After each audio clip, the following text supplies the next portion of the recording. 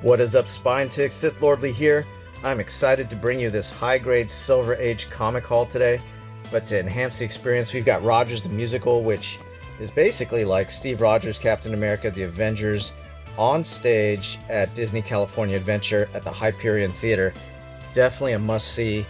You can catch it on the internet, but I was super stoked to see it. You know, I'm a Disney California Adventure pass holder with Lady Sith. But check this out, we got 12 Silver Age comics. I don't want this to be a long video, so there's a lot of details about these books that you can look up. I'm just going to hit the high points. Stop by Nuclear Comics, my LCS. Little did I know, he bought a collection of like 4,000 comics from a single owner from back in the Silver Age. So I got my laptop off to the side. If there's any pauses, it's because I'm going to be looking at that to give you some sort of details in the Mylar. Let's start here with Avengers 56. And this is called Death Be Not Proud. Now all of these facts are from the CLZ app, and it says this is the origin of Captain America, and I'm sure there's like many origins, but that's what it says. So it says it's a key for that reason. But again, like, very nice grade for this age of comic. Very vibrant colors. Look at that, all of our favorite characters right there on the front. So that's number 56. Next up, and you can see now how Rogers the Musical has enhanced my enjoyment of these books right here. Captain America 101. This one's called When Wakes the Sleeper. Didn't see any key information on CLZ, but again, you know, Red Skull, Cap, all those guys, right? And the talent on these books. Again, there's so many facts I could throw out there. You know, Stanley, Jack Kirby, you know, with this whole haul. Jim Steranko, Roy Thomas, John Buscema, Gene Colan, Ross Andrew, Denny O'Neil, George Tuska, Don Heck, John Romita Sr. There's so many people that worked on these books, but, you know, I don't want to be here forever, so I'm just going to flash the books for you, and then you can look it up later if you like. Next up, another insane cover. Look at that Red Skull Cap. So this is called The Weakest Link. And apparently this issue, CLZ says, is the first mention of Agent 13's real identity. So, there you go. Very cool. After that, issue 106, called Cap Goes Wild. Again, just great Jack Kirby art. Look at it. Look at the cap, you know, on the side, the box there. Very cool. I negotiated $100 off this purchase, but I did spend about $500, but it was worth it to know that none of these are restored, single owner, high grade. And I mean, there were so many books there that I was a deer in headlights. I literally didn't know what to grab. The collection had been there for 3 weeks, so the big boy keys were taken, but you know, these like nice Silver Age minor keys, you know, were available, and I was just so excited. I'm going to be going back for more. Issue 107 here, If the Past Be Not Dead, and CLZ says this is the first appearance of Dr. Faustus.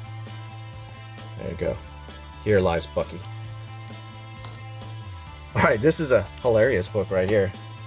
And shout out to Nowhere Bound, I know he's shown it. You got Daredevil, issue 48, Farewell to Foggy, and the key is a controversial ass pain cover. Look at that, ass pain. I know we've all had that from time to time, but look at Stiltman. That's just so dope, man. The colors, everything. It just screams nostalgia right there.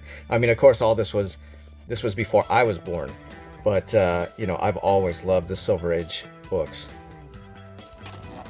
All right, get ready for this classic. Look at this. Strange Tales 167, classic Jim Steranko art, Nick Fury. And CLZ says it is the first cover appearance of Contessa Valentina Allegro de Fontaine. So, just awesome shield action. Just beautiful. I've always wanted this book. I've never seen it in the wild, and now I own it. Alright, here is another book that I've just been looking for right here. Tales of Suspense, number 58. I was like, I've been looking for this, and I messed up the title. Tales of Suspense, number 58, in Mortal Kombat with Captain America. And the key on this is it's classic battle of Captain America versus Iron Man, and the second appearance of Kraven the Hunter. But I actually used to own this in a slab, a low-grade slab.